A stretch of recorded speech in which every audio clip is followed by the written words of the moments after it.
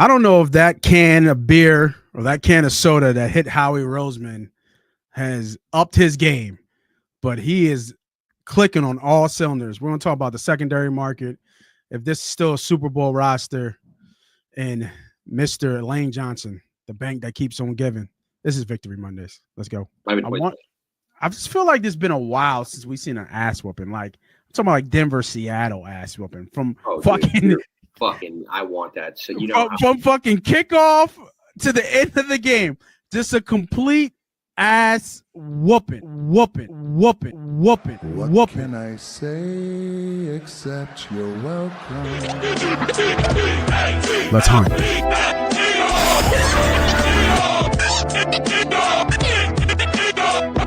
If we don't come together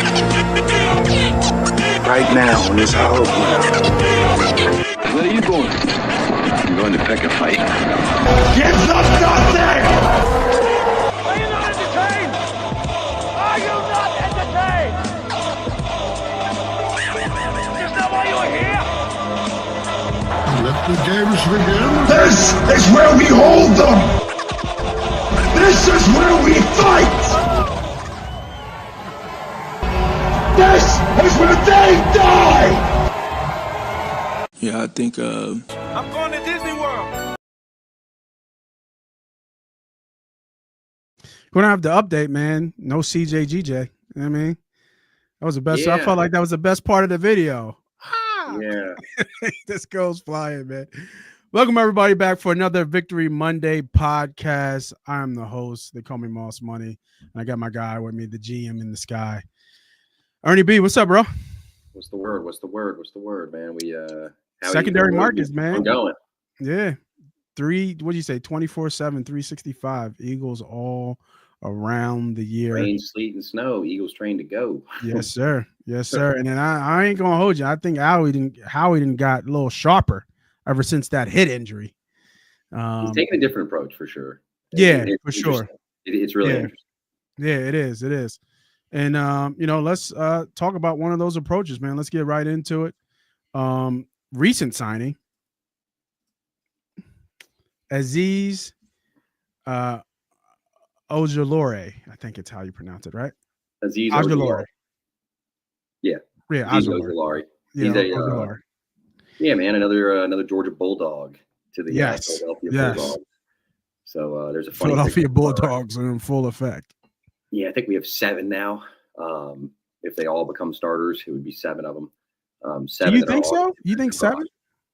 No, we have 7 right now. I mean, you think all of them become starters? No. I was just saying there's a joke going that they're trying to replicate the 2020 defense. Yeah, I did see that. Yeah, so they look. Ojulari is a good bargain here. I think this is one of those things where the Eagles were kind of in on him from the beginning. They said, "Go see what your price is going to be. We'll circle back." This is circling back. 1 year, $4 million. We'll see what kind of incentives and stuff are in there. How much guaranteed money's in it. From what I understand, right now it's not supposed to affect the comp pick formula. I think the red flag here is, don't look at what the national media or we're telling you about Ojulari. Look at what the NFL is telling you. Maybe he turned down $1 million or $500,000 more to go to a worse team, but one year, $4 million, that's a pretty average prove it deal. Yeah, and then that's what I'm noticing about all these deals that Howie's running. They're all like prove it deals. Nothing's every single one. Every single one is a prove it deal. A certain standard for sure. They have a formula that's go around. Yeah, no, they do, and I like the formula. I think this is a good signing. A lot of people are saying this is an amazing signing, but I think it adds a lot of depth. And then when you look at the other guy that we'll talk about here, was it Uche or Uche? Josh Uche from Michigan. For Uche out of New England. When you look at that, those two deals versus Sweat, right? Sweat got what, 20 million, if I'm not mistaken. 26. So you can't, you're trying to replace that production in an attacking style type defense. And I think these guys fit in that, come run with the champs and prove it, and you'll stay pretty much. Because think about it, Graham ain't coming back. Sweat's gone. Milt's gone. Nolan's hurt, so we don't know what that looks like coming back. He'll be back. But I mean, he'll be back. He'll still be ready for hurt, OTAs. Yeah. And then so you're really going in with, I guess, who's your best pass rusher? Nolan, right? Yeah, Nolan's your number one. Hunt's your number two. Yeah. I think we have a competition between three guys, two of which are on the roster, one of which will probably be added at some point during the draft. Yes. But I think right now you're just. I think a high pick too.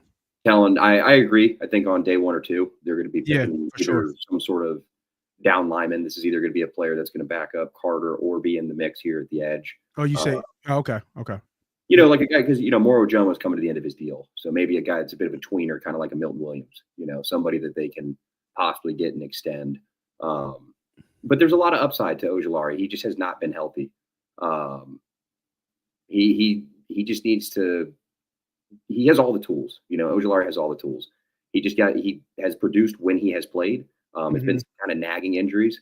I think that this coaching staff will get the best out of him. And I was pretty excited about this one. I've heard about this for about a week now, that they were really trying to, bring him around and convince him to come around and compete. And I'm glad that he chose to come and compete. I think that's dope. Who's penciled in as your starters right now? Nolan Smith? You'd have Nolan and Jalen Hunt. Jalen Hunt, okay. Yeah, I expect Jalen Hunt to be the best pass rusher. And then you'd have, between the two of these guys as of today, you would have Azeez and Uche competing for that DPR role. Bryce Huff, you could kind of put in there if he happens to be around by then. There's still no word on that. Howie's going down dying as usual when it comes to trading away just about anything. Yeah, I'm trying to remember what I saw. I should have wrote it down. It was something post June 1st versus not. Well, yeah, that's with a lot of stuff. Yeah, it wasn't a. It was something. It was almost like 20-something million. Well, yeah, you'd lose 20 million against the cap, and regardless, it's just it is what it is. They are fortifying that room. They are now 8 players deep as we stand today. So I think you can only look to add as an outside linebacker. Yeah, at pass rusher. Pass rusher. Outside linebacker. Yeah, they got to find something. They got to find a winner. This is the dart approach. Yeah, throwing darts. The throwing darts. You got to find who sticks, who wins. A lot of people were hyped for Devin White last offseason. It didn't work. Some people were hyped for Devontae Parker. Didn't work. So, this is a similar approach. Yeah, and then let's go to the counterpart of the other signing, right? I know this is an older pitcher. Actually, no. This is the right pitcher. He was He was just a chief at the end of the line. Yeah, he was a chief. Yeah, traded at the deadline. Didn't really work out. Didn't fit with Steve Spagnuolo's defense. But the big thing about him, about Josh, is that was it 2 years ago? I think he had his big year, right? 11.5 sacks. Yeah, it was interesting. He had 11.5 sacks in a span of 8 games. So, yeah, he got hot. But he's a big do your job kind of guy, Belichick guy. Does have some off the ball experience. So as far as I don't know how willing he is as a special teamer, but he is definitely Marcus, you coached him? More fitting the Zach Bond role. Yeah, dude, that's dope. That's awesome. That's really cool. Yeah, that is cool. Azeez and his brother BJ are both pass rushers in the NFL. So Azeez has a lot, man. He's gotten a little stiffer in his lower body, as he's dealing with some injuries, but hopefully we can iron all that out, working with Washburn and Clint Hurd, and he can hopefully be in here and win that role. Yeah. More of a Mekhi Becton kind of feel with Azeez Ojulari. He has a chance to come here and then really bag up next offseason. Yeah, man, what a dummy that guy was. I just think. I mean, I get going to the Chargers, run first team, so that's where your strength is. Well, it was for the money, man. I mean, it was definitely for the money. I told you they were not going to pay it. They were going to have 8 figures on 5 pieces on the offensive line. It wasn't going to happen. Yeah. No, I get the money chase, but I think the bag would have been bigger if you stuck around. If you would have stuck through it and kept extending, like if you kept ascending, right? Yeah. I think the bag would have got bigger, because then it wouldn't have been just a one trick thing. Stoutland University, you would have just added to what you already built. You know what I mean? And then if you would have left after that, then you would have got you would got paid like one of the top starting guards if you had another year like you just did, in my opinion. Yeah, but the other side has to be willing. So Yeah. And I think they would have been willing. I do. I think they would. well, I don't. I think they would have been willing to pay him $5 million. I don't think Mekhi Becton was willing to pay for $5 million. Yeah. No, I agree. Yeah. I mean, but it's the outlook, and then you make another run. So, but I mean, hey, to each his own. When it is, is about the bag. But I think this one, going back to Josh, I think this one's interesting because he has that production that he had, a couple of years ago. Like you said, it was short. It was short, but he got hot. You know what I mean? He did. And players get hot, and it reminds me of Sweat, right? Sweat. There's stretches when Sweat just disappears, and the next thing you know, he has 6 sacks in 4 games. You know what I mean? Ojulari is the higher upside here. Much higher upside, I think. Is he? They're both young. They're both in their mid. Ojulari is younger. Yeah, but he's younger. 24 going on 25 right now. He came out pretty young. Okay. So yeah, he's almost identical to the Mekhi Becton in theory. Kind of dealt with injuries. Really young player, came out young. So he's doing good. I like his upside. Uche is a much safer pick. I like Uche. Yeah. Uche has a little bit of off-ball experience too. So I was kind of hinting at not saying that, but he could be the guy that they said, look, if you're not working out here, maybe we try you here. They didn't bring back Owen Burks. They're light at that position. So they could be viewing Uche at that, view him that way. He's a lot smaller than people think he is. That's still a head scratcher, but it is what it is with Burks. Well, I mean, just a situational thing, which Ojulari would never do something like that. I mean, he's a DPR, 100%. Yeah. He just fits the 3-4 mold much better than Bryce Huff does. Yeah, agreed. All right, let's look at the second market, kind of where Howie just kind of lives, right? And let's look at everything that was signed so far. We just talked about Uche. We talked about this is a little bit later because Azeez was a little bit newer when I grabbed this. But let's just go down the list, right? What'd you think about the AJ Dillon move? I know he was hurt, I think, pretty much all last year. I like the thumper though. I like it. I just think, for all the people really hyping it up, you got to remind them of Rashad Penny. So it's a much different kind of player, much different injury history, whatever. But I think barring what happens with the tush push, Dillon is a really good guy to have in that room. Right. Oh yeah. Yeah. I mean, Ojulari is the guy that I kind of had pegged on the edge that I wanted them to sign. So I was pretty excited with this. With the tight end signing is Jack Stoley role trying to be filled. Preparation for Dallas Goedert. Yeah, I was about to say for Dallas. Bryant actually won the tight end award for best tight end in college. I'm losing the name of that award off the top of my head. I apologize, but Harrison Bryant had a lot of hype, coming out of college, out of FAU. Kylan Granson out of SMU. He was a kind of more of a bulked up H-back kind of guy. He's a great blocker. I think if I was looking I had somebody mention Trey Burton to me with him, and I thought that was pretty cool. So he does wear the Guardian cap. Some people remember him for that. I think at tight end, I mean, any time that you see them heavily loading at a position, whether it be through future reserve contracts or low-level prove-it deals, something's going to happen there. Yeah. He's gone. I've got the Colts as my destination for him. I think it's just a matter of time before he's reunited with Shane Steichen. The Colts just have to meet Howie Roseman's asking price, which we'll see how it goes. I'm sure it's going to be some sort of complicated draft pick situation, just like it was with Hassan Reddick last season. Yeah, and I think he's got another big June 1st. Another June 1st kind of post pre-date. Yeah, most guys do. That's why a lot of this stuff's being dragged out to the draft. Some people could say it's kind of why Rodgers is holding out for draft time to really see what his best situation is. Becton did it last year, and it really worked out for him. So a lot of people forget he signed after the draft. And they went out and signed him for a 1-year, $5 million deal. And he really cashed out. And I saw a snippet with that, right? Steen got hurt in camp, right? And that's where. Yep. And ankle injury. But I mean, I think that it was only a matter of time because either that or he would have beat out Fred Johnson for that swing tackle role, Yeah. Which is still to be filled. Yeah, I'm about to say Fred did Fred sign anywhere? I don't know. Fred has not signed anywhere yet. So Yeah, I know that was on our. I know that was on one of our lists to when yeah, we they've got talked to get a about swing stay or tackle. go. They don't have that, and Kenyon Green is not going to be playing tackle. Okay, yeah. He has, he did in college, but I think that's Steen's job to lose. 100%. Yeah, that's Steen's job to lose. Yeah, and we can see what happens in the draft, but I mean, they are, we'll see. But offensive tackle and defensive tackle are definitely, and pass rusher. They're showing you what they want. Right. Out of this whole list, I thought, them finally looking at returner and Avery Williams.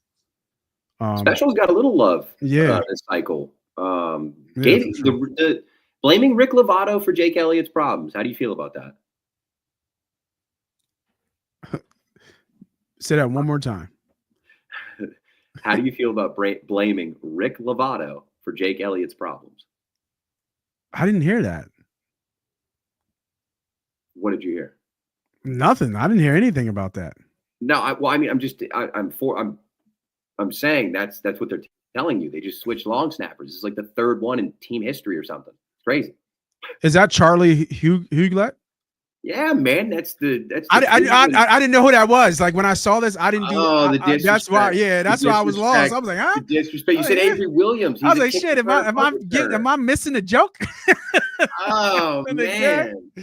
Yeah, you know what? I was going to ask you because I didn't know who Charlie. Disrespect to Charlie Hewlett. That's I didn't. You know what? I knew the names, but I didn't know who Charlie Hewlett was. That's funny. He was live at the NovaCare today, man. Oh yeah. People, the story. Talking about a long tenured Cleveland Brown legend, captain. Wow. Big move. This is a big move. They're telling you that that they're not blaming Jake. They're blaming the long snapper. I get it now. They're blaming the long snapper. They're telling you they're shedding cap, but they're just blaming the long snapper. Yeah, bro. I was gonna ask you because I took this screenshot. I knew a lot of the names on there already just from, and then I was like, who the fuck is Charlie Hughlett? But I didn't go back to even look it up. I didn't even know who it was. That's funny. I've been waiting to get you on Charlie Hughlett. I'll be honest. I didn't even send it in the chat either, just so the chat knows. I did not inform him that they had changed long snapper. It's funny. I knew everybody else. I knew Bryant. I knew Granson. I knew I knew they brought back Patrick Johnson. Williams. That's a good one. That's a Boise State kid, man. That's our Travis Hunter. We signed Travis Hunter light. I mean, he played DB and running back. So yeah. And I was actually going to go and pivot when you said the specials. I was thinking about Patrick Johnson because I know he was a special teams guy, a big special teams guy. He is an edge rusher though, so I mean, no, he is, but he's another body into it. I mean, they just get thrown as many darts as they can, man. Yeah, and then 8 guys pre-draft. That is funny, Charlie Hughlett. Let me get this guy some love. Let me Hughes resume up there, man. This is a change. I mean, they don't tend to do. 2-time Super Bowl champion Rick Lovato, super nice guy, by the way, super nice guy. Yo, that is crazy. Yeah, that's a. So hold on, you're right. So hold on, you said the third long snapper, third or fourth, something crazy like that. Like they have had. Philadelphia Eagles keep their long snapper around. Bartram. And then who's Magic Dude? Dornbos? And then Lovato, right? I think that's up to 3. Yeah. Wow. Did Lovato get signed anywhere? No, Rick Lovato must retire. Rick Lovato must retire. He has to retire on top. In order for his legacy to be secured in Canton, he must retire on top. Yo, that's funny. It is interesting though. Give some love to the long snapper. They addressed 2 specials changes, and what this tells you, for the people out there wondering, Howie Roseman is ripping the Band-Aid off, and he's telling Britton Covey, "Get out of here. We don't want you. We're tired of you and your little body injuries." And then he's saying, Jake Elliott, we just gave you a lot of money, so we can't kick you out of here. So they just pointing the blame at Rick Lovato, 2-time Super Bowl champion Rick Lovato. Yeah, don't put some respect on Lovato's name, please. But hey, I'm just telling you what they're doing. They're not. So yeah, was that quiet? Was that quietly done? Was that like Mikhail Becton 12 His o'clock at night. contract was up, and like every time his contract's been up, they've kind of cycled the kickers and the punters together. I don't know if you've noticed that, but like they'll give Jake Elliott a little bit of money, and then if they like the punter, whoever it is at the time, they'll give him a little bit of money. They give Man a little bit of money. This is last year, and then Lovato didn't get the extension, so it was like, I was like, this is kind of interesting, and then here we are. So yeah, UCF, right? For Charlie Hewlett, yeah. I see UCF. Yeah, he has a crazy journey though. He played for like 6 or 7 teams before becoming like a long-term starter, and then he just locked in. He's apparently a really good locker room guy, passionate about the game. So, but Avery Williams, decent returner. He brings a lot to the table there. We're talking about a long snapper right now on a prove it deal too. 1 year. A 1 year prove it deal. I actually wouldn't be surprised if they signed Austin Riggs from Rutgers in some way, shape, or form to compete with Charlie Hewlett, and we would have a long snapper competition to keep up with through the summer. But we'll see. That is funny, yo. You wouldn't have to draft Austin Riggs for anybody watching. Long snappers just sign as UDFAs. They know the business. They're not worried about the draft. And he got paid $1.4 million. Little bit. That's like, long tenured long snapper money. That is funny. Howie, yeah, I told you, man. It's he's slithering through the grass. Yo, man, it's whatever that motherfucking beard that hit his head, concussion got him seeing clearly. Oh, he's just right down Broad Street. God damn. He's just ripping the Band-Aid off, dude. That is funny. Doesn't care. That just made the show even better. I love how much this threw you off. It, bro. You know what? I didn't get a chance to even look. You looked at me funny. I'll be honest with you. I was like, "What is he talking about?" Right yeah, bro. I was completely lost. I ain't gonna hold you. I'm already gonna lie because I couldn't fake it. I thought I said it too loud and my mic cut out. Yeah, I was like, huh? I was like, what the fuck is he talking about? What are they talking about? Well, that's funny. Do I see? I mean, like, but that's the cool thing about the show, man. Sometimes you get caught. It's just really. Sometimes you get caught. Just remember, fellas, some of you are watching AJ Dillon, Dory Jackson. I mean, let's show Charlie Hewlett. Let me show the long snapper some motherfucking love, bro. Look at this. Look at this shot I got. I mean, check this shot out. Yeah, I got a good shot. Look at this motherfucking shot. This shit's gonna be funny. I mean, dude, show the long. I can't remember how many years they said he was a captain in Cleveland, but like, oh, that's not gonna work. Go ahead. I'm listening. It's the format of the drawing is not gonna work. But go ahead. No, you good. And then Cleveland was just kind of. He actually got. They released him. Yeah, he got hurt. Broke a few ribs, colliding with another teammate. So very rare. The long snapper. What, in practice? Is that practice? A fumble return or something like that. He talked about it. I was about to say. Who the fuck is he colliding with another teammate for? First time he saw contact, he broke ribs. There we go. There it is. You know what I mean? There it is.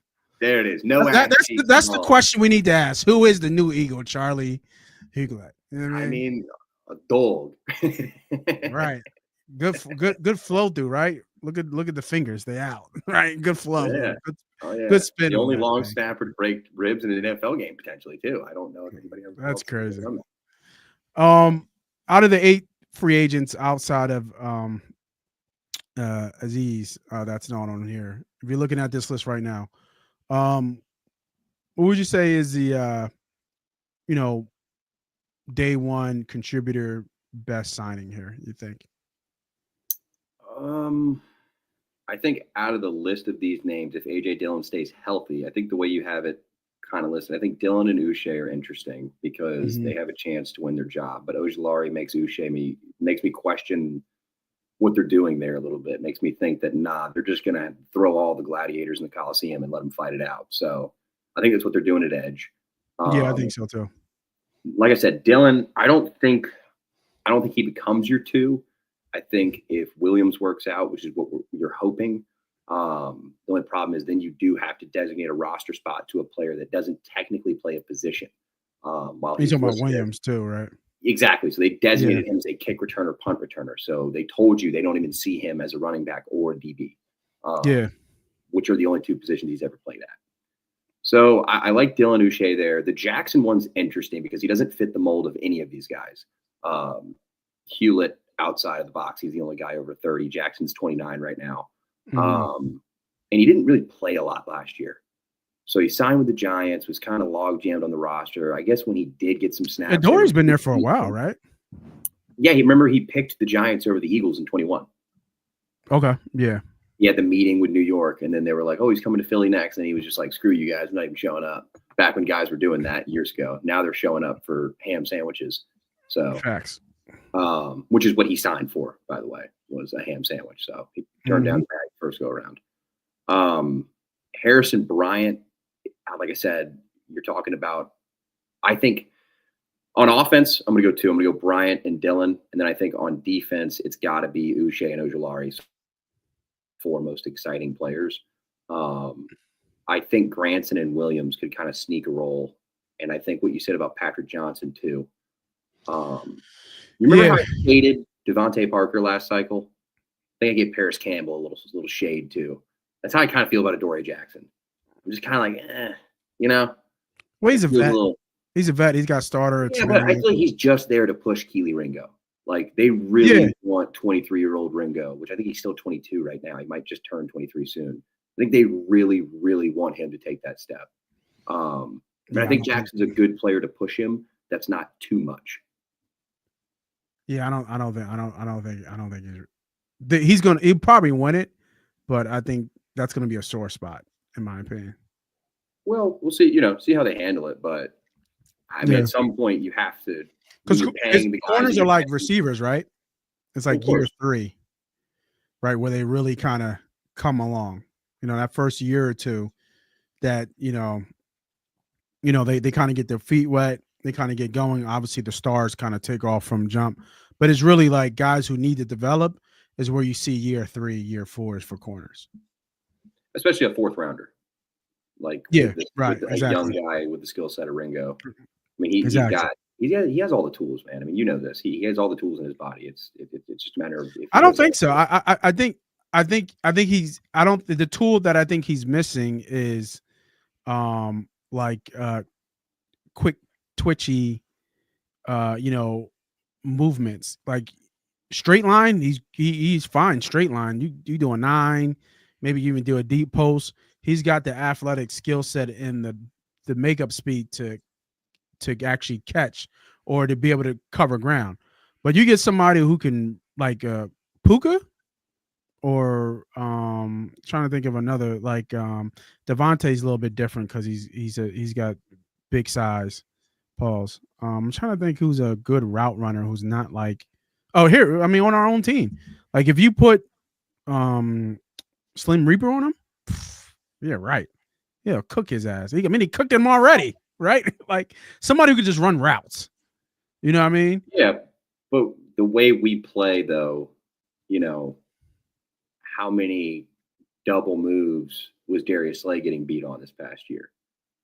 And I think Slay on the downward slope. And yeah, but Slay's 35. Well, no, but what I'm saying, though, is the level of play we're asking for, right? Because we could both agree Cooper DeJean and Quinyon Mitchell were the best DBs on the team. Correct. I mean, Gardner Johnson, while I love the dude, I mean, I really do. I think he's a phenomenal football player. I don't think he fell off at all. I think he did exactly what he did the first go around. He makes big hits. He misses tackles sometimes. He makes big plays and gets interceptions. He's going to let up a touchdown or two. And I thought he got exposed pretty good this year in coverage. Like they can't play the nickel like he used to. He used to be able to lock down. He got caught slipping a couple times, but he also elevated the play of Reed Blankenship. So, for sure. We saw 2023 Blankenship. Now he dealt with some injuries. So, you can't really, the whole defense was awful. But I just think I don't know. I have a lot more faith in Ringo than you do. So I did with Smith as well. I think that the young kid will develop with the right coaching. And I believe in Christian Parker and as well as Vic Fangio. So if Fangio none of these things happen without the approval of Vic Fangio on defense. Yeah. So if Fangio likes him, who am I to say no? Yeah. And just to know, Azeez 1-year deal, I want to say Uche because I'm thinking of wrestling for some reason. But is it Uche? Uche. Uche. Yeah. Uche It's got a hard with 1-year the deal. Josh. It's Josh Uche. Yeah, right. It's like one word. You're thinking about a good Irish boy, right? On St. Patrick's Day, by the way. And Granson got a 1-year deal. I don't know. I think a lot of these guys, all these guys Every got single 1-year guy deal. signed Did these Dylan guys. get 2 years? I didn't get Every these. single player here signed a 1-year deal. 1-year deal, right? Yeah, 1-year deal.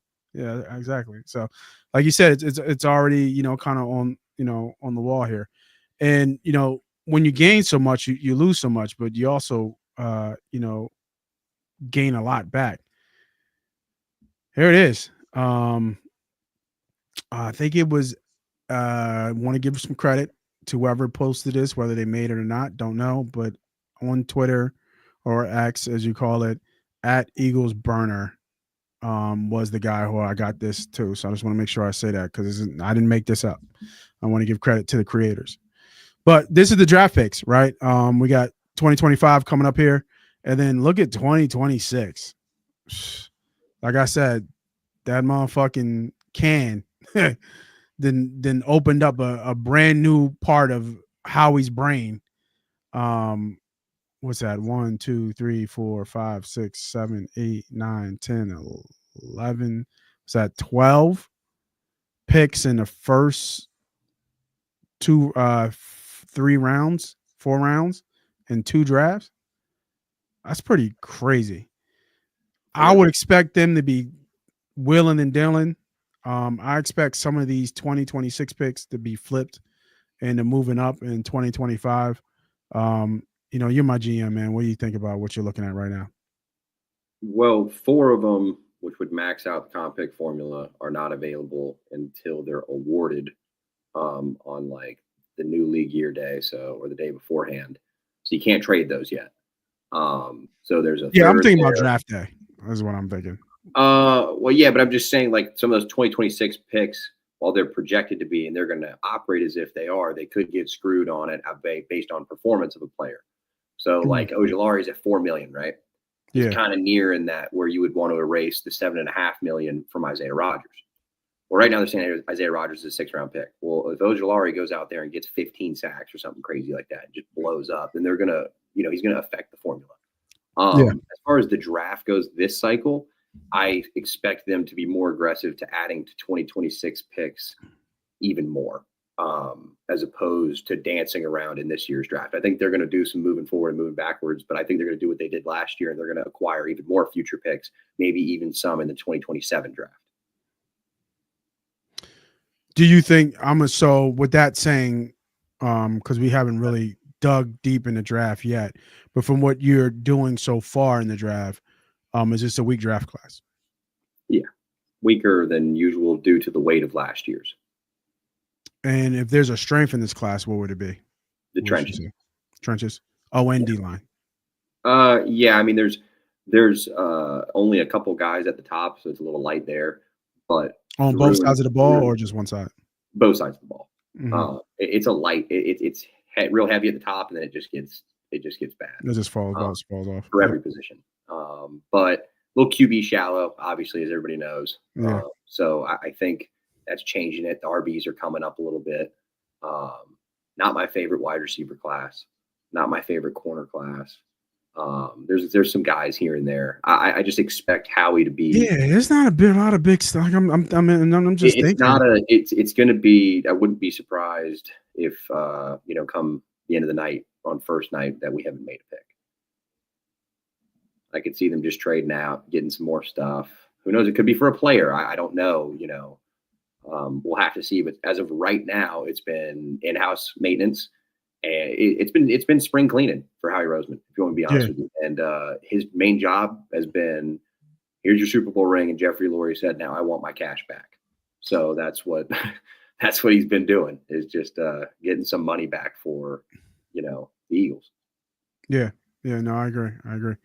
Yeah, no, we'll get in the draft. Coming up as the pro days start to kind of get ramped up. So we'll definitely get into the draft here coming up here soon.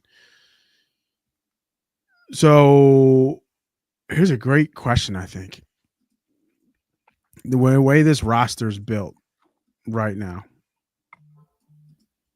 is the Philadelphia Eagles have a Super Bowl roster still. As we stand today, I'm gonna say they're a safety away. And I just feel that presence on the back end is really necessary in Fangio's defense. Yeah, so they missed out on Reed, right? I forget where he signed. Where he signed? New Orleans, right? New Orleans, but there's some skepticism as to how deep it was, as to whether it was a competitive offer to the 3-year, $36 million, or if it was, hey, do you want to come play here 1 year, fully guaranteed for $10 million, kind of thing, as opposed to paying Gardner Johnson, I think 11.26, which wouldn't come due till next season, anyways. He was like only due 8.75 this year, and I think he wanted to flip flop those numbers, in a sense. But I think that's the position that they're lacking at pretty severely right now. I know a lot of people have said Justin Simmons, he is 31 years old, so you can't expect him to be, the best thing in the world. And I also don't think that fits what Howie Roseman has done so far. It's a youth movement. It's a youth movement all the way. And that's the thing. And you look at a lot of people peg Calais Campbell. Well, he played, for the Dolphins last year at $2 million. It's like, well, that's great, but he's in his he's had 17 years of experience. Maybe they don't even want to sniff around with a player like that. When you have a veteran like that. Who's the kid from Miami? The safety they like, was it Holland? Yeah. Giant. Giant. Oh, he's a Giant now. Yeah. Oh, okay. I didn't know he signed to the Giants. Okay. My bad. Yeah. Never mind. He signed the Giants. It was the best move they made, except for they let McKinney walk last year and then paid Holland more. But yeah, Xavier McKinney. Yeah, that was a big mess. Yeah. But I think that I think fans should just understand that this is part of the process, and that when you have really good players, Jalen Hurts, Saquon Barkley, AJ Brown, Jordan Mailata, Lane Johnson, you have to make harsh decisions. And right now, they need those guys that they drafted a couple years ago that they've been working in the background and playing special teams and working their asses off. They need them to step up to the plate. I agree with you. I want to say, I don't know if are they a safety away from being a Super Bowl roster? I still think it's hard to argue that they don't have the best roster still in the NFL. I think right now though, you can say that Sidney Brown has not shown us between Sidney Brown. Yeah, no, I would agree with that. I like Sidney Brown. I think he's a thumper, but he's not he makes a lot of mistakes. That backup tackle, he plays very similar to Gardner Johnson with less acumen for where to be. Yeah, right, exactly. His angles are shitty. He takes he's terrible bad angles. But I mean, Gardner Johnson missed bad too. But when they hit, it's like, oh my god, it's a highlight. So, but Gardner was a star at one point. Even going back to New Orleans, he was never the guy though, man. They didn't want. He was never the guy. He was traded to the Eagles for a 5th round pick. He was a star. But he was a star that did really well. He was a star at Florida. That's for sure. Yeah. He's a star in Florida. Yeah. He was really good in New Orleans. Did he ever make a Pro Bowl? Was he a Pro Bowler? Did he ever make a Pro Bowl? I feel like he has. I don't know if he ever made Pro Bowl, to be honest. I'm not sure if he made a Pro Bowl or not either. He's one of the most. Okay, let me make it back. He was a good player. He's a good player. I don't know if Sidney Brown's a good player yet. 5th round pick. You know what I mean? And I'd be curious what somebody would give for Sidney Brown on the open market, probably around a 4th or 5th round pick. So, it's what is. Oh, what are you kidding me? He's like 24. I mean, they would. Yeah, but he hasn't played yet. We don't even know what he can do. He's at a pick 6. Gardner Johnson didn't get his first one until this year. His rookie year, he had a pick 6. He's only been in the league 2 years, and he blew his knee out. I know, but you don't. But exactly, you don't know. We don't know what he is. I don't know. Life, dude. That's ACL. I don't know what. I can only project what he's going to be. I know Gardner Johnson is. Now he played this year. I know Gardner Johnson had the injury histories. We did not know Gardner Johnson in 2022 was going to be able to transition from nickel to strong side safety and play star in a Fangio style defense to the ability that he did, to then tie the lead in interceptions at 6 picks. That was not, he took a huge step forward, man. The Eagles made CJ Gardner Johnson. Appreciate you, Marcus. You always want to fact check me. Appreciate you. I love Marcus. Just so Marcus knows, I'm a big Marcus fan. You a big Marcus Marcus fan? Walker, Ernie B's a fan. That's all you need to know. I appreciate you. He sees the vision. He sees the vision. I'm telling you. He sees the vision. He sees the vision. That's interesting because I want to say corner, I think, is missing from this team. That opposite corner position. But I don't think you move. What I'm telling you is like when we've been talking about roster construction. This is our second year now, right? Yeah. And I've always told you, watch what they do, not what they say. For sure. Out of where they're at, you could tell me I'm wrong because they've done nothing at safety. Who is it? It's Brown. It's Blankenship. It's Klein. Free side, you got Blankenship, McCollum. Strong side, you have Brown, Scene, and Andre Sam. Andre Sam was that's right. Scene. That's right. Yeah. CLINE. Right. Yeah. CINE. Lewis Scene played on the Bulldogs. 2020. Oh yeah. Yeah. Another Bulldog. I just think there's a question there. So I appreciate you, brother. I appreciate you. I mean, not a lot of people know that nickname is nasty. You know what I mean? On the field. I like that. You know what I mean? I like that. Not a lot of people know that name. You know what I mean? I like that. That's what they used to call me in the field, is nasty. You know what I mean? Yeah, man. Yeah, no, that's interesting. That's interesting. I think it is glaring because I think Reed. They made a move at corner. You know what I mean? They went and got, like, they've showed you, and I'm sorry to interrupt, but they've showed you that they've added a competitive. You're talking about Adoree, right? Yeah, but he's kind of the outlier out of all of them. You know what I mean? Look at what they did to Bryce Huff or Nolan Smith or Jalix Hunt. They're throwing Josh Uche, who's had 11 and a half sacks. Azeez Ojulari, who when healthy, has had a lot of sack production.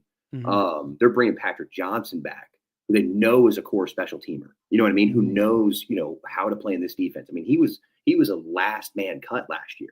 So yeah. If I'm Nolan and Jalix, I'm looking around going, okay, it's time for me to step up. With Keeley, they just said, here's Adoree, go win that job. I think they want him to win that job that bad. And if he doesn't, they'll circle back around and fix it later. Otherwise, they go out and draft one on day one or day two. I can't see them doing that. Not when they don't have an offensive tackle. See, Mark, you started talking. Now you're talking out your ass. Yeah, we get Joe. If that happens, we have a problem. Yes, we do. They want Hunt. I believe in Ojulari to the moon and back. I promise you I do, because his production is awesome. I mean, the analytical nerds, he's got everything. Yeah, Jalix Hunt is the guy. He is the guy. For sure. He took a leap that's like was supposed to be, dude, I told you we were talking about it. I was like, look, this kid's a great project, yeah. I want a core special teamer, him and Burks. Burks takes him under his wing. Come here, young bull. Let's go out here. I'm gonna show you how to hustle. Until I saw him on the field. What play? I think it was a preseason play, and they had him drop back, and he almost hawked him. Oh man, I forget what play it was. He had multiple. He fits the Fangio. I think one thing that we need to make clear is that a guy at Josh Sweat's size is too big to technically play a Fangio outside, and he's too small to be a down lineman and be a Milton Williams. So they went out and got Azeez 6'1", 247. You got Uche, who's like 6'1", 240, something like that. That's the kind of guy that they want. Smith, Hunt's a little bit longer. So he's got, a little bit more size to him, but he still kind of fits. He's lean, Mm-hmm. I think this is more of Fangio kind of saying, like, I think we got a tape player. I think we got a tape watcher. I think Marcus is a tape watcher. Ravens game. It was the Ravens game. It was definitely the Ravens game, because I remember it was on the opposite sideline.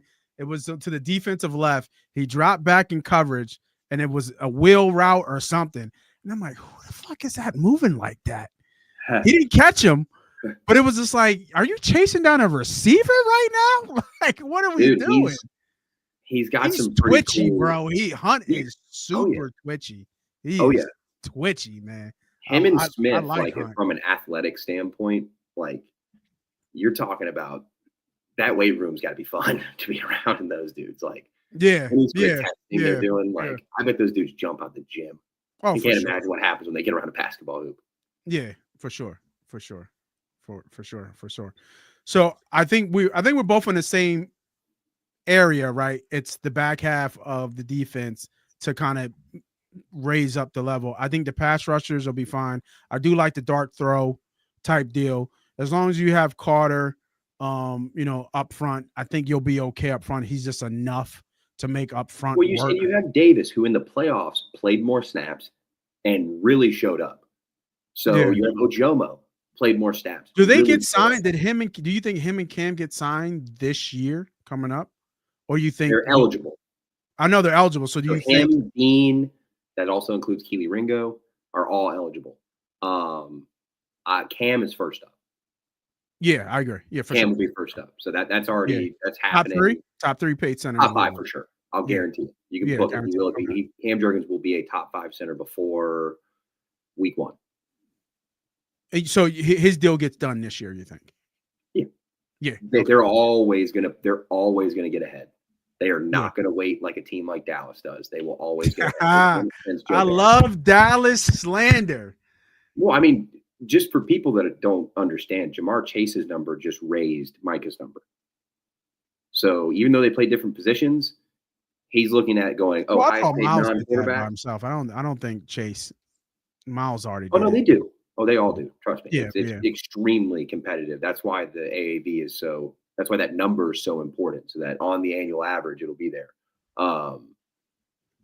Yeah, Marcus. I don't think they let Davis walk. He was a first round pick. I think they put a lot of. I think Jordan Davis is the type of person that takes a team friendly deal, similar to what Mailata and Goddard did when they were younger, and started to have success after being kind of late bloomers. Goddard dealing with some injuries and stuff, and I genuinely think that I think Jordan Davis is a guy that they just see as someone that is getting better. That they see it. I mean, Davis won't be a lot of money though. I don't foresee him being anywhere close to a Milton Williams or something like that. Yeah, I agree because like you said, he's not via A, right? Way different body types. I would think more. No. I would think Davis's best bet would be Haynesworth, but he's not. He's not Haynesworth. But that's what you would hope he would start to become. I kind of want him to be like Jordan Phillips at this point. If I could get Jordan Phillips kind of production. Who's that? New England, right? Buffalo. Yeah, and then he left for somewhere. I can't remember, Miami or Houston. No, he went to Vikings, right? Phillips went to Vikings. I can't remember. He played Cardinals. Actually, I think it was Cardinals. It's Cardinals? It's the Cardinals? Yeah, okay. I think it was the Cardinals. But I mean, he's got to say 6'6", similar problem. They get stood up, being that. I mean, well, he's 6'6". That's the thing with the kid out of Kentucky. He's 6'7". Yes, he weighs 355 pounds or whatever, but he's 6'7". I mean, the leverage game. So I think that Davis will always go down as the Kyle Hamilton, Earl Thomas kind of thing. I don't think he'll have the level of success that BG did, but let's not forget Jordan Davis is played in 2 Super Bowls and played an important role. Super Bowl champion, Jordan. And he's a Super Bowl champion. So I think Jordan Davis is really, really big in the locker room. I think Jordan Davis has a chance to be one of the new era of captains now with Slay and BG gone. That makes sense. I think Davis keeps Carter in check. I think that, and I don't mean that in a bad way. I mean, they're really, really close and their personalities offset. If anybody has ever met the two of them, you would never expect them to be friends, but they are perfect for each other. That makes sense. So I just think that you get him for $15 million a year when you're paying Carter, and I'm going to say it again, 35-40. So, if you're in that range, I mean, it's only going up, man. And I can't wait till the day he gets paid because that number is going to be ridiculous. It is going to be ridiculous. And then I don't agree with it, but it is what it is. Keep the window open, as we say. But I think looking at this team offensively, we know we're already set, and we'll kind of get to the offense because Lane Johnson and the gift keeps giving. And I like your explanation of that. For the people who continuously see Lane's contract get redone every year and year out. But I think we're in the same boat where there's something that has to be done in the back half, whether it's the corner, the free safety, something needs to happen there where we need to at least get to close to the level we had last year to have the same success. Because I think one of the darts will hit from a pass rusher standpoint. Who that is, we don't know. But it is somewhat of a gamble to play, kind of play with here. But we talked about a little bit before about Lane Johnson, man. I think you do a good job of explaining to the people, or you at least explain to me about what are they doing or why do they keep doing this with Lane Johnson's contract. So if you don't mind, break down what exactly Lane Johnson contract and why they Lane Johnson, they keep always kind of renewing and changing up his contract and kind of pushing the can down the street, as they say. So the Eagles participate in a practice referred to around the NFL as kicking the can. There's a couple ways to do it. The Saints do it and have gotten bit in the ass with it. Where the Eagles start is they sign players early. They're very high on signing players early. It is once the window becomes open, they do it. Mm-hmm. I don't know what year it was, but they changed from 2002 to 2003, somewhere around there. The Joe Banner rule became in effect, where you could no longer sign a player after 2 years. It had to be 3 years. That was because the Eagles were signing so many guys to cost-effective deals because they could get to them early. They were projecting really well. Lane Johnson is their best hit ever, and he continues to be the gift that keeps giving. And what they do is a good relationship is built between the player, the team, and the agent. And when the team is in need of money and the player continues to play well on the field, they reward that player with cash up front in order for immediate cap relief. They add guaranteed money to the back end of the deal in order to hand him a fat check right then and there that day and to bring his cap number down for now, but raise it in later years. Essentially, it is just moving money around in order to have more available spending for today. In the NFL, it is cash, not cap, that matters. And the Eagles have spent the most cash of any team in the NFL over the past 10 years. That has resulted in 3 Super Bowl appearances and 2 wins. So they're going to keep doing what they're doing. This year, they're in a financial reset. I was very, very curious whether they would do what they just did, which was essentially slightly tap in the can, not a whole kick this time, but just a little tap. So this is something that benefits Lane because he gets the money that he deserves, but the team can also, do a little kind of moving and grooving and making some things happen. So it's a unique practice that people will wonder, why doesn't everybody do this? It's because if the player gets hurt or has a complete fall off, you're financially fucked. There is no way to get out of it. Alshon Jeffrey was a bad deal for us. Carson Wentz, we had to eat the largest amount of dead cap in NFL history. I'm talking about Super Bowl champion Alshon Jeffrey? I am talking about Super Bowl champion Alshon Jeffrey. Wow. You think it was a bad deal for us? 100%. Yeah. That's one of the the idea of retaining older players. I mean, they're doing the opposite right now. They're sure. letting any middle-aged guy go and bringing back all the young guys and trying to get younger across the board. 18 was the opposite. They were grabbing at anybody that wanted to go ring chasing because it worked the first go around, and Alshon, your boy, dropped the pass that would have led them to the NFC Championship. And they would have went back. Yeah, I still think they would have. Yeah. Yeah, I think they would have went back because that was the Rams that year. Yep. And we would have bust their ass in LA. I think we would have. Yeah, I think so. That whole place would have been green because nobody, you know what I mean? So, but it was, I mean, it is, packed. So it's just, there are times, like, it can't be looked as flawless. You know what I mean? Like I mentioned earlier, Devin White, Devontae Parker. These deals don't always work out. We thought Matt Hennessy was going to be a contributor at one point last offseason. He could barely find his footing in the league this year. So it's, you know how it is, man. The league will chew you up and spit you out. And the Eagles have been lucky to hit on guys that continue to thrive in the league. And it's because they hit on a lot. They have a great structure. That is what allows them to pay the players, Josh Uche, $1.25 million with, $650 guaranteed to say, hey man, come take a chance at making this roster, because the organization is respected as such. I'll be honest with you, in 2021, 2020, they were not talked about like this. So to have this kind of demeanor about them again is very important to Jeffrey Lurie. Yeah, I mean, I think I talked about it. I think we talked about it last show. I mean, this team is right now the standard. This is the from a owner to general manager to head coach to how they practice. They're one of the most aggressive teams in practice this past year. Nothing close to what Andy Reid does because he pushes the limits just to almost piss off the NFL. But he's an old school camp guy. But they're responding to it, and they were very analytically driven on things that shouldn't have driven analytics. And they've looked at different numbers and different metrics, and they've changed the way the team thinks. And they're continuing the things that work, like doing what they did with Lane today, doing what they did with Saquon Barkley. At some point, it's going to be Jalen Hurts. Could be A.J. Brown. I don't know. It depends on how things go.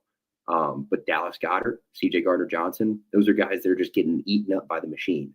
New England and Belichick did this years ago and continued to sustain success because of it. The Chiefs, I mean, they had to lose Treshaun Wharton this year, who was a UDFA that they hit on, but they couldn't afford to pay him that kind of money next to Chris Jones. Yeah. Very similar to the, what the Eagles are doing. I think the Bengals cap situation is different. I got to look at it, but I think Burrow kind of said it on who was it? Was it Pat McAfee? It might have been the McAfee show. I forget. When he talked about paying their guys, and he was just like, look, he's like, I mean, the Eagles are doing it, right? Everybody's getting paid, But the problem is the Bengals though allowed those numbers to now you can always establish your footing, but the problem is they did those numbers late. They still let the league dictate their negotiations. They should have paid Jamar Chase what he wanted the day they were allowed to, and they would have never had a problem. Right. And then you look back at and then you lose guys, but they lost, Henderson and then Hubbard. They haven't lost Henderson yet, so they're probably, I think they're working. But I mean, he's gone though. He's gone for sure. I don't think so. I don't know. I'm leaning towards Henderson returns. You think Henderson returns? The price for him is too high. Yes. They want too much. Yes. And you have to pay him. So if this was the trade deadline, I'd be leaning more towards, there's a chance. But I think that they work on some sort of deal. What are they looking for? He's in a low in money kind of mood right now. I mean, he led the league in sacks. So, 17 and a half? So, yep. I mean, they said go prove it, and he went and proved it. And now he's like, all right. Now they're, So they're kind of told all three of them go do that. Now they're probably going to end up just paying all three. So. Yeah. Well, and Hubbard retiring was a little bit surprising, but I mean, it is what it is with some of these guys. Didn't want to play for anybody else. Fair enough. Good for him. Cincy kid through and through, Ohio State kid. So good for him. Good for him. 29, 30. That was pretty cool. Yeah. Told him, he was like, "You don't want me, I don't want anybody else." So I can respect it. it. So today's St. Patrick's Day. March Madness is ahead of us from an NCAA standpoint. But from a football standpoint, we will always talk Birds, 24/7, 365 times of the year. So I want to appreciate everybody who's jumped on, jumped off. I saw number spike, go low, spike, go low. So good to see people out there. And obviously shout out to my man Marcus, my cousin Marcus, for jumping on and, actually coming in and putting a lot of content in here. I know you're a football nerd out there, Mark, so appreciate you, bro, for chiming in here and giving your 2 cents. Moving forward, we'll, with pro days and draft days starting to get a little bit heavier, from a show perspective, we'll keep the show rolling as long as the Eagles content keeps rolling. But there might be a little bit spotty here and there as pro day gets going. What's our next draft big, stuff coming I'm up? about to say the draft's coming up, right? What's our next draft stuff's going to be a little bit more clear as to what we think they're going to do. I'm still kind of confident it's not going to be. I don't see an AJ Brown or anything coming out of the woodworks with them on draft night, but we'll see. Like I said, right now, I mean, they're just kind of moving slowly but surely and seeing who comes to them, and they're not diving headfirst for anybody. Yeah, and just to give a heads up, of the dates. So we just passed March 12th, which was the beginning of the 2025 league year and free agency and signing. The next is the annual league meeting at the end of the month on March 30th. That'll be the tush push decision. Yep. We'll have the tush push decision then. And then I think restricted free agents in mid-April. We're looking at a couple, and then actually, I guess at the end of April. Right at the end of April, man. We're talking. I mean, it's coming up on us. So yeah. A lot of teams finalizing boards right now. A lot of teams really worried about these pro days because, Ted McMillan today. A big reporter has talked about 4.48, and then most teams I heard was 4.55. So they're more worried about their own number than they are what the internet says. So pro days already kicked off then, huh? Yeah. Let me look at the quick pro day so far schedule right now. Oh, Georgia's wow. happened. Yeah, it's the pro day circuit's pretty fun. Yeah, no, it is. Penn State's always a show. I mean, Georgia already went. Yeah. March. So right now, today's was UCLA, Syracuse, Arkansas. I guess the big one is going to be Colorado. I mean, not for the Eagles, but yeah. Yeah. Kyle Kennard will be a steal for us. Is that the cat from South Carolina? Yeah. Yeah. We'll see. Okay. Yeah. All right, bro. Yeah. So I guess you know what? I guess next week, I guess we can kind of catch up on some of the pro days. See, we can talk about some guys. Yeah, I didn't even. Marcus I knew it was starting early, but Marcus I didn't. Killer There's comment some right there. Yeah, Marcus a couple guys in there. Comment. I love that. What'd you say? I said Marcus has a killer comment right there. Which one? He's talking about Billy Bowman Jr. I want the safety from Oklahoma. Okay. He's like a C.J. Gardner-Johnson clone. As far as the way his play style, a little undersized, but he's awesome. Yeah, Ole Miss. He also just dropped another heater. Ole Miss Pro Day is going to be. They've got some dogs out there this year, so it's all fun, man. I mean, all the news is coming in. Eagles are holding tight on their 30 visits this year, so that's kind of fun. They're trying to be a little bit sneakier than usual. So when's Ole Miss's day? Looking. I'm not sure. They're kind of. There's a lot of them all going on at once. Did Dart throw at the pro day? I mean the combine. Yes, he did. Okay. Yeah. Is he running again? I don't know. Okay. What do you think about Dart? Speaking of Ole Miss, I like him. Day one. I like what's that? Day one. I don't think really any of them, are worth like a true top 10 pick, but like a top 5 pick. But like, I think Dart has good things to work with. I think they all need the right situation. But yeah, Dart, like Milrow. Yeah, I heard of Milrow he could throw like 80 yards or something crazy. Yeah, I mean he's I think he would really like to see what he could do like behind. Well, Jalen helps him. Yeah, Mike Tomlin would be really cool to get his hold on him. Did Steelers get a quarterback yet? No. What's his name? They brought Rudolph back. That ain't no fucking quarterback. That's a squad team player. Well, I mean, I'm just saying that's who they, he will be on the roster. I promise you that. Mason Rudolph's not signing for nothing. They said fucking Mason Rudolph. Signed a 2-year deal. Fucking Mason Rudolph. Fucking loser. All right. We will be getting into our draft go arounds coming up for the show, man. So thank you to everybody for jumping in here and talking Eagles, talking football with us. We love it. Keep it coming. Make sure you hit that like, hit that subscribe button, all that good stuff. For myself, I'm the player. They call me Most Money. That's the GM. That's Ernie B. This is Victory Mondays. We will see you guys next week.